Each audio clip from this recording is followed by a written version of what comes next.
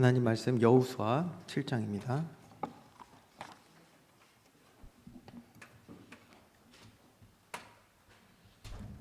여호수아 7장 1절부터 5절 말씀 우리 한 절씩 교독하겠습니다.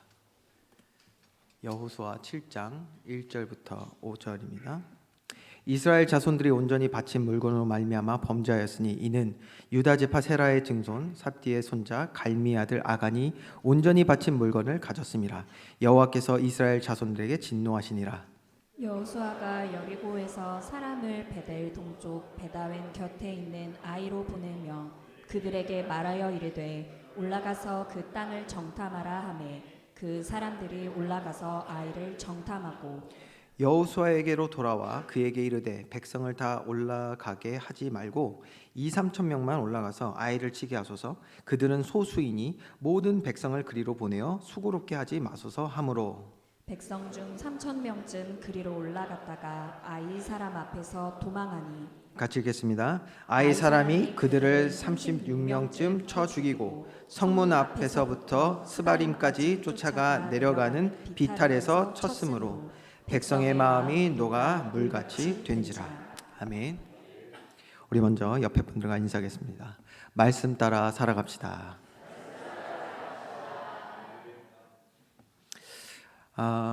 우리가 종종 이 말을 합니다. 말씀 따라 살자. 여러분, 말씀을 따라 산다, 말씀 따라 순종하며 살 때 그때가 저와 여러분에게 가장 큰 유익이 되는 줄 믿습니다. 말씀 따라 사는 것이 우리가 정말 큰 유익이 되는가? 알아야 무엇이 유익이 되는지 알겠죠. 만약 이것을 우리가 바로 알지 못하면, 말씀의 유익이 됨을 우리가 바로 알지 못한다면 사실은 말씀 따라 살아가는 것이 어렵습니다. 우리가 따라야 될 게 너무 많아요. 우리가 믿는 것들이 너무 많단 말이에요. 말씀 따라 살아간다? 순종한다? 어쩌면 이 순종이라는 것 자체가 우리에게 굉장히 큰 도전이 될 수가 있습니다. 그런데 우리가 말씀에 대해서 바로 안다면 이것이 얼마나 우리에게 큰 유익인지를 알게 되는 것입니다. 그러려니까 우리가 말씀의 특징을 먼저 알아야겠죠. 말씀이 왜 중요하냐? 성경은 이렇게 증거하고 있습니다. 첫 번째, 하나님이 말씀으로 천지를 창조하셨습니다. 여러분, 모든 만물을 창조하셨어요. 인간을 포함한 모든 만물을 하나님은 말씀으로 창조하셨다. 이것을 창조의 능력이라고 말합니다. 창조 능력. 하나님께서는 모든 만물을 말씀으로 창조하셨습니다. 두 번째, 여러분, 말씀으로 창조하셨다는 것은요, 말씀으로 인하여서 모든 만물은 존재하고 작동하도록 만드셨다는 뜻이에요. 우리는 이걸 뭐라고 말할까요? 이거를 창조의 원리라고 말합니다. 창조 원리예요. 그 다음, 그렇게 만드셨고, 말씀으로 만드셨고, 말씀으로 인하여 존재하게 하셨을 뿐만 아니라 모든 것을 말씀으로 다스리시는 줄 믿습니다. 그렇기 때문에 하나님의 말씀은 법이에요. 최고의 법이라니까요. 그 어떤 것보다 위에 존재하는 최고의 법이 바로 하나님의 말씀입니다. 우리가 대한민국 살아가니까 대한민국의 법이 중요합니다. 또 세계가 함께 공존하기 위해서 여러 가지 조약들을 맺습니다. 그렇죠? 나라들이 함께 모여서, 정상들이 모여서 그렇게 하지 않습니까? 그러나 그 어떤 것보다도, 이 세상 그 어떤 것보다도 중요한 것은 바로 하나님의 말씀인 줄 믿습니다. 자, 이게 말씀의 특징들인데요. 그러면 이거를 우리에게 적용해 보는 게 더 중요하겠죠? 그래야 우리가 뭐 말씀을 따라간다, 순종한다 이렇게 말할 수 있기 때문입니다. 자, 우리에게 한번 적용을 해보면요, 말씀이 창조의 능력인 것이 중요한 이유는 말씀하신 바가 반드시 이루어지기 때문입니다. 여러분, 하나님의 말씀 반드시 성취됩니다. 이전에도 그랬고 지금도 그렇고 앞으로도 그럴 것입니다. 얼마나 중요합니까? 하나님의 말씀의 능력, 저와 여러분을 창조하신 하나님의 말씀은 반드시 성취됩니다. 두 번째, 말씀이 창조의 원리인 것이 중요한 이유는 하나님이 창조하신 모든 만물, 특별히 저와 여러분, 인간의 본연의 모습, 온전한 모습으로 존재할 수 있기 때문입니다. 이게 중요해요. 예를 제가 들어볼게요. 요즘 참 새로운 기계들이 참 많이 나와요. 예. 삶이 좀 편안해지는 많은 것들이 개발되고 우리들이 이제 접할 수 있게 되는데요. 어떤 기계를 우리가 다룰 때예요. 기계는 확실히 남자가 더 잘 다루는 것 같기는 해요. 그렇죠? 여자보다는 남자가 잘 다룬다는 것을 제가 많이 느끼게 되는데, 어떤 기계를 다룰 때 원리를 아는 사람과 원리를 모르는 사람이 기계를 다룰 때는 그 다룸의 차이가 완전히 다릅니다. 원리를 알고 기계를 다루는 사람, 그냥 이거 이렇게 쓰는 거야 그렇게 듣고 하는 사람은 달라요. 우리 자녀들이 스마트폰 쓰는 것과 우리 어르신들이 전화만 받은 거하고 다르다고요. 우리 큰 사모님은 또 얼마나 또 열심히 하시는지 항상 사진이 올라와 카톡에. 이제 원리를 조금씩 알아가시는 거죠. 근데 어떤 지식도 마찬가지입니다, 여러분. 언어도 그렇고요, 수학도 그렇고, 과학도 그렇고, 미술도 그렇고, 음악도 그렇습니다. 원리를 아는 사람과 모르는 사람의 차이가 다릅니다. 예전에 제가 한번 어떤 그 TV 인터뷰를 봤는데 그 사람이 4개 국어인가 5개 국어를 하더라고요.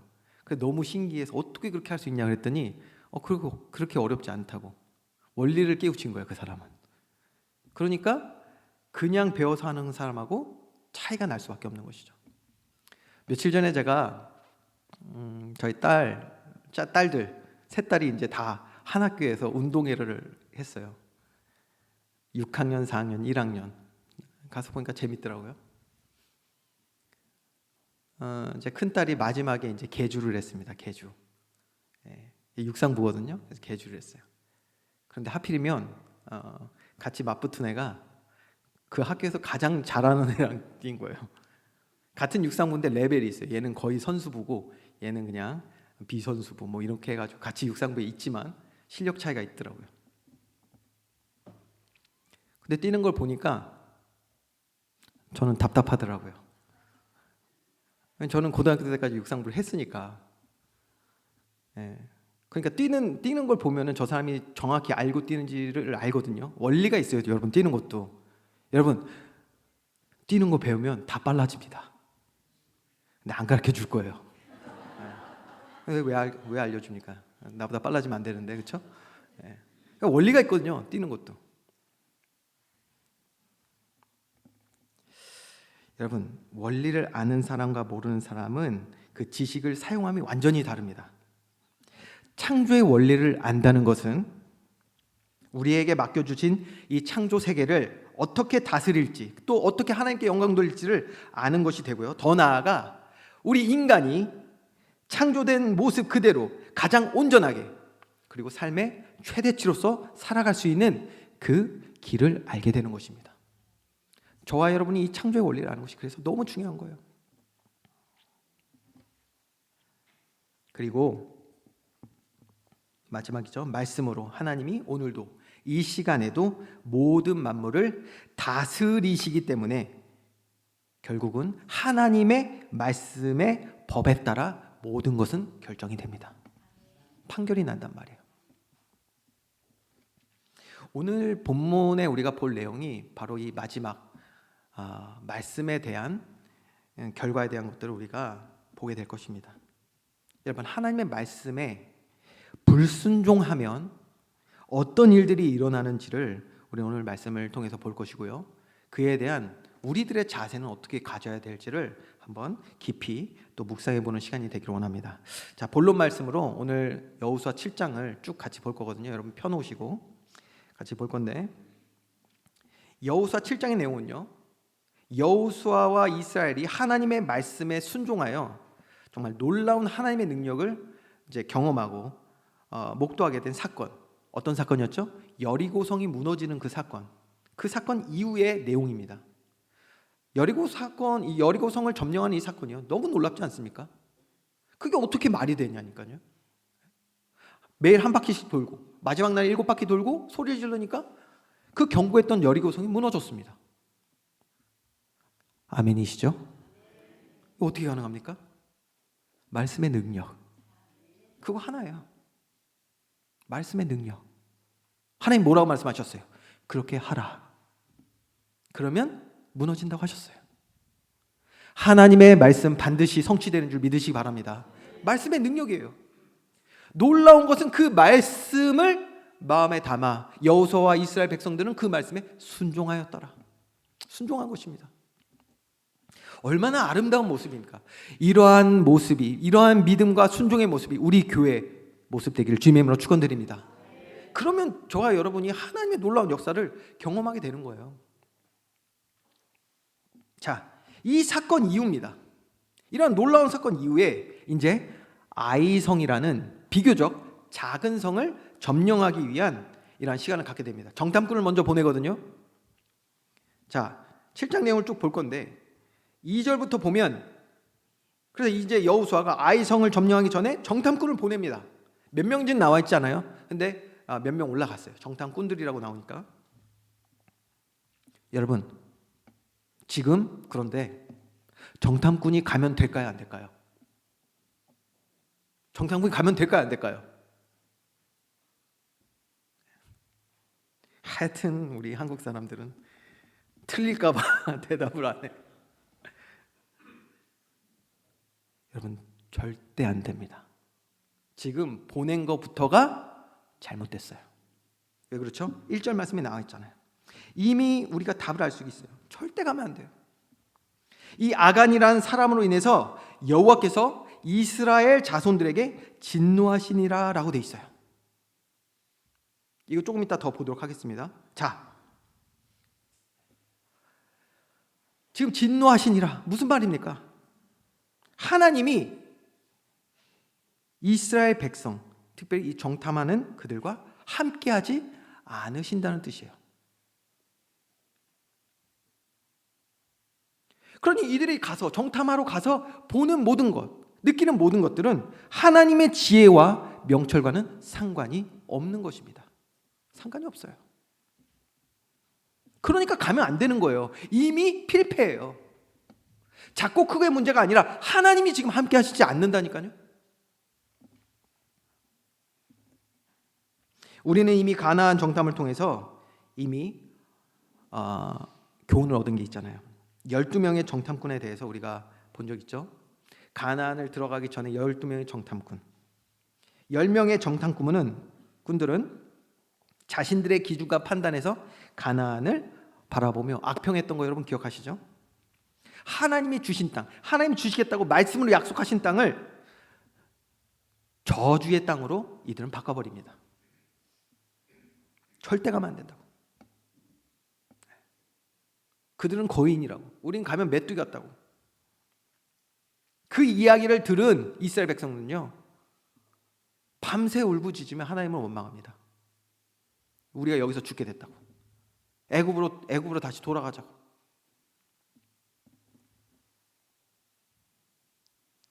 당시에 오직 두 명, 여호수아와 갈렙은 어떻게 했습니까?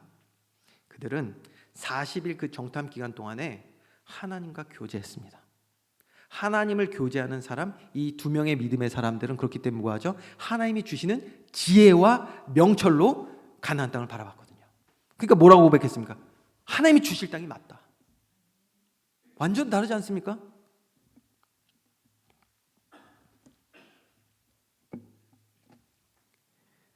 그래서 당시에 여호수아와 갈렙은 믿음에 고백하며 나아갈 수 있었지만 반대로 10명의 정탐꾼은 자기 생각, 자기 기준에 사로잡혀 뭐했죠? 불신앙을 하게 된 거예요. 불신앙을. 여러분, 지금 아이성을 정탐하는 정탐꾼들이 동일하다는 것을 여러분 보실 수가 있을 겁니다.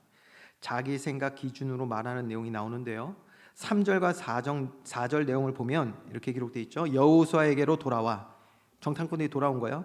그에게 이르되 백성을 다 올라가게 하지 말고 2-3천 명만 올라가서 아이를 치게 하소서. 그들은 소수이니 모든 백성을 그리로 보내어 수고롭게 하지 마소서 하므로 백성 중 3,000명쯤 그리로 올라갔다가 라고 되어 있습니다. 여러분, 제가 분명히 말씀드립니다. 이들은 가는 것부터가 벌써 실패예요. 하나님이 함께 하시지 않기 때문에. 여러분, 우리도 이럴 때 참 많지 않습니까? 어떤 일에 있어서요, 하나님이 함께 하시지 않는데 확인조차 안 하고 할 때가 있어요.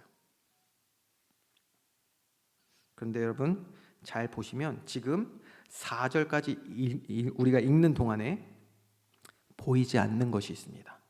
보이지 않는 게 있어요. 여러분, 그게 여러분들도 보이시나요? 바로 하나님의 말씀이 없어요. 이 과정 속에 하나님의 말씀이 없어요. 말씀을 구하는 자도 없어요. 하나님이 이들에게 말씀하시지도 않아요. 그런데 행하고 있어요. 여러분, 오늘 하나님 주시는 말씀을 통해서 잘 깨닫는 은혜 있기 원합니다. 여러분, 하나님이 함께 하셔야 돼요. 전쟁은 하나님이 하시는 줄 믿으시기 바랍니다. 하나님 역사하셔야 돼요. 그런데 보세요. 하나님이 함께 하지 않으세요. 그러니 하나님 주시는 지혜도 없고요. 분별할 수도 없고요. 명철이 없어요. 그런데 행하고 있단 말이에요. 여러분, 그러니 하나님을 믿는, 신뢰하는 지혜와 명철이 아닌 내 생각, 내 기준을 가지고 불신앙하며 행할 수밖에 없죠. 그 결과가 어떻게 됐습니까? 4절에서 5절 말씀. 백성 중 3,000명쯤 그리로 올라갔다가 아이 사람 앞에서 도망하니 아이 사람이 그들을 36명쯤 쳐 죽이고 성문 앞에서부터 스바림까지 쫓아가 내려가는 비탈에서 쳤으므로 백성의 마음이 녹아 물같이 된지라. 불신앙의 결과 보세요. 도망합니다. 36명이나 죽음에 이르게 됩니다. 뿐만 아니에요. 끝까지 이들을 추적해요. 그러니까 어떻게 됩니까? 올라갔던 자들. 여러분, 여기서 올라갔던 자들이 누구겠습니까?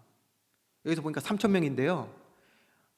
여러분 보세요. 이런 작전할 때 기본적으로 누구 보내겠습니까? 가장 훈련된 사람, 가장 용맹한 사람 3,000명 아니겠어요? 아무나 보내지 않았겠죠? 그 용사들이 완전히 다 뭐합니까? 전의를 상실하게 되는 거예요. 두려움에 사로잡히게 돼요. 무엇 때문에? 불신앙 때문에. 여러분, 그래서 이 소식을 접하고 여호수아가 어떻게 반응하냐? 자, 6절에서 9절을 이제 보겠는데요. 우리가 한 절씩 교독하도록 하겠습니다. 여호수아 7장 6절에서 9절입니다. 여호수아가 옷을 찢고 이스라엘 장로들과 함께 여호와의 궤 앞에서 땅에 엎드려 머리에 티끌을 뒤집어 쓰고 저물도록 있다가 이르되 슬프도소이다. 주 여호와여, 어찌하여 이 백성을 인도하여 요단을 건너게 하시고 우리를 아모리 사람의 손에 넘겨 멸망시키려 하셨나이까. 우리가 요단 저쪽을 만족하게 여겨 거주하였다면 좋을 뻔하였나이다. 주여, 이스라엘이 그의 원수들 앞에서 돌아섰으니 내가 무슨 말을 하오리이까? 가나안 사람과 이 땅의 모든 사람들이 듣고 우리를 둘러싸고 우리 이름을 세상에서 끊으리니 주의 크신 이름을 위하여 어떻게 하시려 하나이까 하니. 자, 여기서 여호수아가 옷을 찢었다는 말은요, 큰 좌절과 슬픔에 빠지게 되었다는 뜻입니다. 그 문화적인 그런 모습이죠. 그리고 하나님께 나아가서 밤이 되도록 기도했다라고 했어요. 저물도록. 이 기도의 내용을 우리는 눈여겨봐야 합니다. 여호수아의 기도. 여러분, 이 기도를 여러분도 잘 눈여겨봐야 돼요. 자, 보세요. 말씀이 없어요. 하나님이 함께 하시지 않아요. 그런데 우리는 우리 뜻대로 행해요. 그러니까 하나님이 함께 하시지 않으니까 반드시 지게 돼 있어요. 지고 나서 뭐 하고 있습니까? 하나님 앞에 엎드려서 기도하고 있는 내용이란 말이에요. 우리도 이런 기도 많이 하지 않습니까? 저만 많이 하나요? 저는 많이 했습니다. 내 뜻대로 안 되니까. 그러면서 하나님한테 나아가서 기도해요. 근데 그 기도의 내용을 보세요. 여호수아의 기도의 내용을 보면 원망과 불평이 가득합니다. 7절 보세요. 하나님의 출애굽하게 해서 요단까지 건너게 하신 것이 아모리 사람이 우리를 죽이려고 하신 것입니까? 라고 말하고 있어요. 그냥 요단 저쪽 저쪽이 어디죠? 네, 동쪽이죠. 네. 요단 동쪽. 야, 이거 여러분 우리 계속 봤잖아요. 누가 이런 말들 했습니까? 요단 동쪽 거기 거주했으면 차라리 좋았겠는데. 이게 무슨 말입니까? 하나님이 약속하신 그 가나안에 안 들어가겠다고 지금 말하고 있는 거잖아요. 그게 나았겠다라고 얘기하고 있어요. 누가? 여호수아가. 여러분 이제 분명히 보여지는 게 있죠. 지금 여호수아가요, 죄의 영향에 사로잡혀서 고통 속에서 하나님께 울부짖고 있는 모습이에요.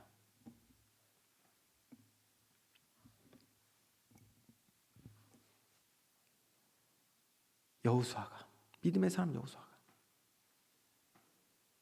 자, 이때 하나님은 이러한 여호수아에게 어떤 말씀을 주셨을까요? 저와 여러분에게도 오늘 동일한 말씀을 주실 겁니다. 그렇죠? 왜요? 우리도 이런 모습이 있잖아요. 아니요? 많잖아요. 그렇죠? 동일한 말씀을 우리에게 주실 거예요. 어떤 말씀을 주시냐? 10절 말씀에 보니까 이렇게 되어 있습니다. 여호와께서 여호수아에게 이르시되, 저와 여러분에게 이르시되, 일어나라. 어찌하여 이렇게 엎드렸느냐? 우선 하나님은 여호수아에게 일어나라고 말씀하셨어요. 지금요, 밤새도록 얼굴 땅에 그 언약궤 앞에서 얼굴 땅에 받고 머리에다 죄까지 뿌리면서 그러고 있어요. 슬퍼하고 있단 말이에요. 그런 여호수아에게 일어나라고 먼저 말씀하셨어요. 저는 이제 심리학을 공부했었기 때문에 심리학적으로 보면요, 굉장히 능숙한 스킬이에요. 이게 기술이에요. 뭐냐? 먼저 하나님은 분위기를 바꾸시는 거예요. 분위기를. 지금 여호수아 보세요. 정신 못 차려요.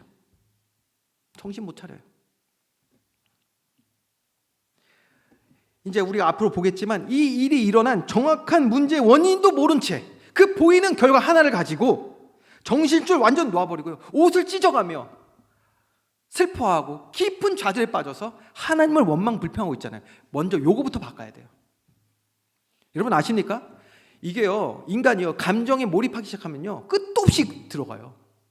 더 깊숙이 들어가요. 뭐 비련의 여주인공이야 혼자. 그래서 계속 들어가. 여주인공만 하면 안 되겠네. 남주인공이야. 세상의 모든 슬픔은 내가 자기가 다 지고 가.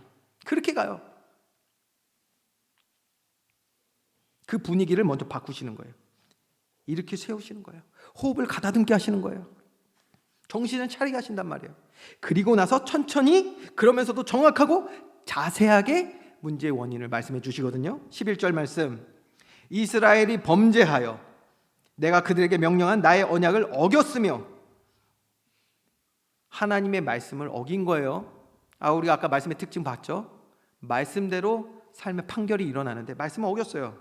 또한 그들이 온전히 바친 물건을 가져다가 도둑질하며 속이고 그것을 그들의 물건들 가운데 두었느니라. 자, 무슨 말이냐? 하나님이 여리고를 점령할 때 이런 명령의 말씀을 주셨거든요. 여호수아 6장 18절에서 19절 말씀 보면 이렇게 기록되어 있습니다. 너희는 온전히 바치고 그 바친 것 중에서 어떤 것이든지 취하여 너희가 이스라엘 진영으로 바치는 것이 되게 하여 고통을 당하게 되지 아니하도록 오직 너희는 그 바친 물건에 손대지 말라. 자, 하나님께서 어떤 특정한 물건들에 대해서 하나님께 바치고 절대로 손대지 말라고 그랬어요. 그 물건이 뭐냐면 은금과 동철 기구들은 다 여호와께 구별된 것이니 그것을 여호와의 곳간에 드릴지니라 하니라. 자, 이 말씀 보면 조금 오해가 될 만한 부분이 있어요. 왜 하나님이 이런 거 원하시는 건가? 그게 아니에요. 여기서 온전하게 드리다라는 히브리어가 헤렘이라는 단어가 쓰여 있는데 이게 두 가지 뜻이 있어요. 구별된다는 뜻도 있고요, 진멸하다는 뜻이 있어요. 이 두 개가 동시에 쓰여진 단어입니다. 다시 말하면 우리가 지난 시간에 본 것처럼 여리고를 무너뜨렸을 때 다시 세우지 말라고 했거든요. 자, 이스라엘 백성들이 금, 은 이런 것들을 보면서 마음 생각 뺏겨 우상 숭배에 빠질 것을 하나님은 염려하세요. 그래서 그 모든 것을 하나님께 드리라는 거예요. 우리가 섬길 분은 오직 하나님이신 줄 믿으시기 바랍니다. 우상 숭배하지 못하도록 이렇게 말씀하신 거거든요. 그런데 이거에 손을 또 댄 거예요. 여리고성을 다시 세우는 일을 누군가는 했다라는 것을 우리가 알 수 있잖아요. 이 말씀에 그래서 불순종하여 하나님 앞에 범죄를 하는 자가 나오게 된다는 것을 이제 우리가 보게 되는 거예요. 자, 그래서 죄의 영향으로 인하여 어떤 결과가 오게 되냐? 12절 말씀. 그러므로 이스라엘 자손들이 이 범죄한 거예요. 하나님 앞에 말씀을 어긴 거죠. 그래서 이스라엘 자손들이 그들의 원수 앞에 능히 맞서지 못하고 그 앞에서 돌아섰나니 이는 그들도 온전히 바친 것이 됨이라. 죄로 인하여 멸망하게 되었다라는 것을 이야기하는 것입니다. 그 온전히 바친 물건을 너희 중에서 멸하지 아니하면 내가 다시는 너희와 함께 있지 아니하리라. 자, 죄로 인해서 멸망당할 자를 멸하지 않으면 이스라엘과 하나님이 함께하지 않으시겠다라고 말씀하신 내용입니다. 여러분, 여기서 우리가 반드시 기억해야 하는 것이 있습니다. 죄를 돌이키지 않으면 하나님은 일하시지 않습니다. 다시요. 조금 더 우리에게 적용해서 말씀드릴게요. 내 생각, 내 기준, 내 힘과 능력을 의지하며 살아가는, 그래서 하나님과는 상관없는 삶으로 가득한 내 삶이 되어지면 하나님이 일하실 수 있는 공간이 없는 거예요. 하나님이 일하실 수 있는 공간이 없다고요. 이미 내 걸로 다 채웠어. 예수님은 이걸 어떻게 말씀하셨죠? 너희에게 겨자씨만한 믿음이 있다면, 즉 겨자씨만한 공간이라도 주님을 위해서 내어드릴 수 있다면 그 공간마저 내 걸로 채우지 말고 하나님이 일하실 수 있는 공간이 우리에게 있다면 하나님 역사하실 줄 믿으시기 바랍니다. 겨자씨만한 믿음이 있어도 산을 옮긴다고 하셨잖아요. 어떤 그 노래가 또 생각나더라고요. 내 속에 내가, 하여튼 유행가는 잘하셔. 내 속에 내가 너무도 많아. 당신의 쉴 곳 없네. 여러분, 분명히 하나님은 말씀하고 계십니다. 말씀에 순종하지 않고 내 생각, 내 욕심 따라 죄의 영향 아래 살아갈 때 하나님은 이렇게 말씀하십니다. 하나님보다, 그 말씀보다 의지하는 그것. 그게 뭔지 모르겠어요. 근데 그것. 그래서 하나님이 아닌 세상을 신뢰하고 의지하는 죄악되고 헛된 믿음을 내려놓지 않으면 나는 일하지 않겠다. 여러분, 하나님이 일하셔야 합니다. 하나님이 일하시지 않는데, 우리 함께 하시지 않는데 정탐 가는 건 이미 죽는 길이에요. 하나님이 일하시게, 역사하시도록 우리의 삶을 주님께 내어드려야 합니다. 여러분, 근데 이런 거 있지 않나요? 저는 많이 그랬거든요. 제 예를 드릴게요. 내가 감당할 수 없는 일들이 삶에 있거든요. 내가 감당할 수 없는 일들. 그런 일들 가운데는 하나님께 매달려요. 하나님 살려달라고. 하나님 살려주세요. 두 손 들고 주님 앞에 나가요. 경제 문제, 자녀 문제, 건강 문제, 내가 해결할 수 없는 그런 문제들. 그럴 때는 하나님께 열심히 간구합니다. 그러니까 내 삶에 마치 말씀이 있는 것 같고 우리가 그렇게 착각할 수도 있어요. 그런데 보세요. 아이성 같은 문제, 내가 감당할 수 있을 것 같은 문제, 그런 문제 가운데는 하나님을 찾잖아요. 그런 문제들 가운데는 말씀이 존재하지 않아요. 내 삶에 말씀 따라가지 않아요. 뭐 하고 있죠? 내 생각, 내 경험대로 하려고 한다는 것입니다.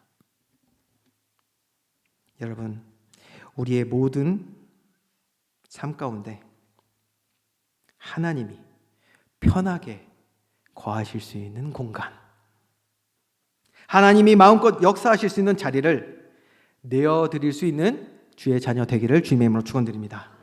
그러면 어떻게 그 자리를 내어드릴 수 있냐? 13절 말씀에 기록되어 있어요. 그래서 하나님께서 명령하신 거예요. 이스라엘 백성에게. 너는 일어나서 백성을 거룩하게 하여 이르기를 너희는 내일을 위하여 스스로 거룩하게 하라. 여러분, 오늘, 내일, 그리고 우리에게 모든 허락하신 날들 가운데 주의 말씀을 담아 믿음으로 살아가는 거룩한 주의 백성 되기를 주님의 이름으로 축원드립니다. 어떻게 그러면 거룩하게 되냐?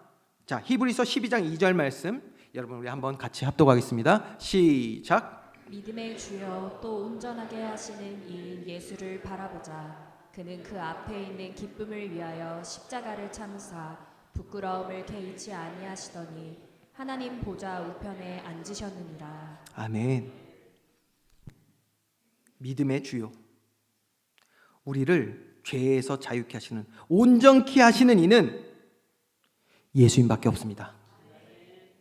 그래서 우리는 모든 순간, 오늘 그리고 내일 거룩하게 하라, 모든 순간 우리는 예수님만을 바라봐야 하는 것입니다. 그분만이 우리를 죄에서 자유케 하시기 때문이에요. 하나님이 우리 안에 일하실 수 있는 그 공간, 그 길 만드시는 유일한 분은 날 위해 십자가에서 죄 사여 주신 예수 그리스도뿐이라는 것을 우리는 반드시 알아야 하는 것입니다. 여러분, 결국요 16절 이하로 보면, 그래서 불순종한 이 사건에 대한 하나님의 심판이 어떻게 일어나는지를 보게 됩니다. 하나님께서 먼저 이스라엘 다 불러 모으시고 그 다음에 그 안에서 지파를 불러내세요. 그 지파에서 한 가정을 불러내시고 그 한 가정에서 한 사람이 나오게 되는데 그게 바로 아간이에요. 여러분, 하나님 앞에 죄를 숨길 수 없습니다. 하나님은 이 죄를 드러내시는 거예요. 저와 여러분의 죄를 드러내셔야 돼요. 그래야 우리가 하나님이 일하실 수 있는 사람으로 변화되기 때문입니다. 결국 아간은요 어떻게 됩니까? 이 일로 인해서 온 가족이 죽음을 당하게 되죠. 그래서 그 죽임 당한 그 장소 너무 유명하죠? 아골 골짜기입니다. 거기를 그래서 아골 골짜기라고 이제 부르게 되는 거예요. 이 죄의 뿌리가 됐고 원인이 되었던 이 아간과 그 가족이 죽임을 당하게 되었을 때 드디어 하나님의 맹렬한 진노가 그쳤다고 했습니다. 맹렬한 진노가 그쳤다. 다시 말하면 하나님과의 관계가 회복이 된 거예요. 여러분, 사실 우리도요 이 아간처럼 죽어 마땅한 죄인들입니다. 그런데 우리의 모든 죄를 담당하시고 예수님이 날 위해, 저와 여러분을 위해 아골 골짜기로 들어가신 거예요. 주님이 우리를 위해 죽으셨단 말이에요. 골고다에서 십자가의 죽으심으로 하나님의 영원한 진노와 심판에서 우리를 건져주신 줄 믿습니다. 결론입니다. 오늘 말씀을 우리에게 주는 교훈을 우리는 잘 마음에 담아야 됩니다. 바로 불순종의 영향과 결과인데요. 성경은 이 아간의 죄를 드러낼 때 좀 독특하게 드러내고 있다는 것을 여러분 보실 수가 있어요. 1절과 18절의 말씀이 동일하게 지금 가고 있는데요. 이렇게 기록합니다. 이는 유다 지파 세라의 증손 삽디의 손자 갈미의 아들 아간이 온전히 바친 물건을 가졌음이라 범죄하였다라고 기록하고 있거든요. 아니 그냥 아간이라고 하지, 그렇죠? 아니 왜 그 족보를 다 드러내냐니까요. 지금 1절 18절 두 번이나. 굉장히 중요한 말씀입니다. 저와 여러분에게 굉장히 중요한 교훈이 되겠죠. 아간이 이렇게 행한 죄악, 결국 어떠한 영향 아래서 이루어졌다는 것을 말씀하고 있는 것인데요. 하나님께서는 이미 우리가 말씀하셨잖아요. 우상 숭배하는 자들 어떻게 된다고 했죠? 3, 4대가 망하게 된다고 했어요. 그러니까 아간이요, 이런 육신적인 욕심을 가지게 된 것, 하나님께 구별된 것, 하나님이 진멸하시려고 했던 그 금과 은을 취하게 될 수밖에 없었던 것은 결국 아간이 자신의 혼자만의 행동으로 한 것이 아니라 그 부모가, 또 그 위의 부모가 죄의 영향 아래 살아왔다는 것을 미루어 알 수 있는 내용인 것입니다. 여러분, 그렇기 때문에 오늘 말씀 듣는 저와 여러분이 얼마나 중요한지 모릅니다. 불신앙에 영향을 끼치는 저와 여러분 되어서는 안 되겠죠. 믿음의 유산을 남길 수 있는 저와 여러분 되길 주님의 이름으로 축원드립니다. 그래서 바울이요, 사랑하는 디모데를 향해서 편지 쓸 때 이렇게 기록했잖아요. 내가 밤낮 간구하는 가운데 쉬지 않고 너를 생각하며 청결한 양심으로 조상적부터 섬겨오는 하나님께 감사하고 내 눈물을 생각하여 너 보기를 원함은 내 기쁨이 가득하게 하려 함이니 이는 내 속에 거짓이 없는 믿음이 있음을 생각함이라. 그 다음이 중요합니다. 이 믿음은 뭐라고요? 먼저 내 외조모 로이스와 내 어머니 유니게 속에 있더니 내 속에도 있는 줄을 확신하노라. 여러분, 불순종에 영향을 끼치는 삶이 아닌 믿음의 온전함을 풍성히 나눌 수 있는 저와 여러분의 삶이 되기를 주님의 이름으로 축원드립니다. 그러면서 결론의 두 번째인데, 저는 오늘 말씀 보면서 사실 가장 신경 쓰이는 인물이 있습니다. 누굴까요? 요 못된 아간이었을까요? 아닙니다. 여호수아입니다. 여호수아. 저는 아까 본 그 여호수아의 기도가 너무 마음에 걸립니다. 많이 걸렸어요. 여러분, 여호수아가 누굽니까? 오늘 교회로 말하면 목회자 혹은 중직자거든요.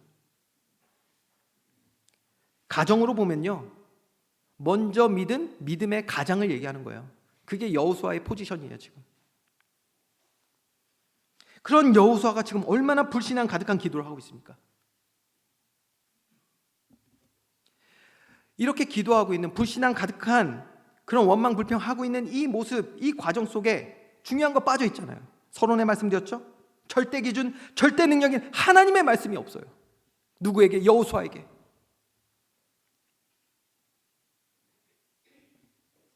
하나님 말씀이 없어요. 말씀이 없는데 가나안 정복을 한다? 말씀이 없는데 우리의 삶을 살아간다, 이어간다? 어떻게 되겠습니까, 여러분? 승리할 수 없는 것입니다, 이거. 그런데 지금요, 여호수아가요, 뭔가 하나님과의 교제가 바로 안 되고 있는 거예요, 지금. 그러니까 하나님이 명령하신 거 이미 잊어버렸어요. 뭐라고 명령하셨죠? 아주 강력하게 말씀하셨잖아요. 여호수아에게 너는 강하고 담대하라. 여러분, 강하고 담대하라가 가나안 정복하는데 좀 주먹 좀 잘 써라 그 얘기입니까? 쫄지 말고 용감하게 나가서 그들 무찔러라 그 얘기 아니라고 했잖아요. 어디에 강하고 담대하라고 말씀하셨습니까? 그 어떤 순간에도 애굽에서 받았던 그런 영향, 세상을 통해서 보는 그런 영향이 아니라, 세상에 유혹받지 말고 하나님 말씀 안에서 모든 것을 순종하여 갈 수 있는 마음의 강하고 담대함을 말씀하신 거잖아요. 어떤 순간에도 말씀 따라 가는 일에 강하고 담대하라. 근데 여호수아가 기도하지 않았어요. 말씀이 없었어요. 그러니까 정탐꾼, 즉 뭐죠? 사람의 말을 의지하여 행하게 된 거예요. 그 결과 이스라엘 백성 36명이나 사망하게 되고요, 남았던 그 정예 군사들도요, 세상을 바라보면서 큰 두려움에 빠지지 않습니까? 혹시 저와 여러분 때문에 우리가 말씀을 잃은 자가 되어서 우리를 보는 누군가가 하나님이 아닌 세상에 엎드리게 된다면 이거 어떻게 되겠습니까? 하나님을 두려워하는 게 아니라 세상을 두려워하는 자가 되면 어떻게 되겠냐고요. 이것이 바로 여호수아의 불순종이고 그에 대한 영향과 결과였던 것입니다. 오늘 제목은요, 사실 앞에 여호수아가 붙어야 됩니다. 오늘 제목이 여호수아의 불순종과 불신앙과 그 영향과 결과였어요. 말씀 맺겠습니다. 오늘 우리 교회는요, 올해 주신 표처럼 하나님의 말씀 위에 굳건히 서는 은혜 있기를 주님의 이름으로 축원드립니다. 정말 이 일에 강하고 담대한 모든 주의 백성들 되기를 우리 함께 기도해야 될 줄 믿습니다. 하나님이요, 이번 주에 이 말씀 묵상하면서 저에게 주신 말씀입니다. 여러분에게도 주시는 말씀이죠. 교회를 향한 말씀이고 또 여러분의 가정을 향한 말씀일 것입니다. 사무엘상 12장 23절에서 25절 말씀, 우리 한번 같이 합독하겠습니다. 시작. 나는 너희를 위하여 기도하기를 쉬는 죄를 여호와 앞에 결탄코 범하지 아니하고 선하고 의로운 길을 너에게 가르칠 것인즉 너희는 여호와께서 너희를 위하여 행하신 그 큰 일을 생각하여 오직 그를 경외하며 너의 마음을 다하여 진실히 섬기라. 만일 너희가 여전히 악을 행하면 너희와 너희 왕이 다 멸망하리라. 아멘. 정말 교회와 성도들 위해 더 마음과 뜻을 담아서 기도해야겠구나. 그리고 이 진리의 말씀을 정말 잘 전달해야겠구나. 이런 생각을 이번 주간에 더 많이 하게 됐습니다. 마찬가지입니다, 여러분. 여러분도 하나님이 허락하신 가정과 직장과 또 학업의 현장, 그 모든 현장 속에서 기도하시기 바랍니다. 기도하셔야 돼요. 여러분, 혹시라도 내 삶에 지금 말씀 없는지 기도하셔야 돼요. 말씀 없는데 우리가 어떻게 죄의 유혹을 이깁니까? 예수님도 죄의 유혹을 말씀으로 이기셨잖아요. 우리가 어떻게 말씀 없이 이기냐니까요. 근데 말씀 없이 우리는 삶을 살아가려고 그래요. 말씀 없이 내 빈 공간들을 다른 걸로 자꾸 채워요. 그러니 어떻게 된다? 여전히 악을 행하게 되고, 그러니까 너희와 너희 왕이 다 멸망하리라. 여러분, 우리 모든 현장에 하나님과 교제하는 참된 기도 회복되길 주님의 이름으로 축원드립니다. 그래서 하나님이 함께 하시고 동행하시며 일하시는 우리들의 삶이 되는 은혜가 있어야 될 줄 믿습니다. 여러분, 우리 안에 있는 모든 불신앙, 그렇죠? 말씀 아닌 다른 것들을 의지하고 신뢰하고 살아가게 하는 그 모든 불신앙, 하나님의 능력을 부정하는 모든 거짓된 생각들은 악올 골짜기에서 죽어지고, 하나님이 일하시는 나의 삶, 우리 가정, 우리 교회 되는 놀라운 믿음의 역사의 길을 주님의 이름으로 축원드립니다. 이 시간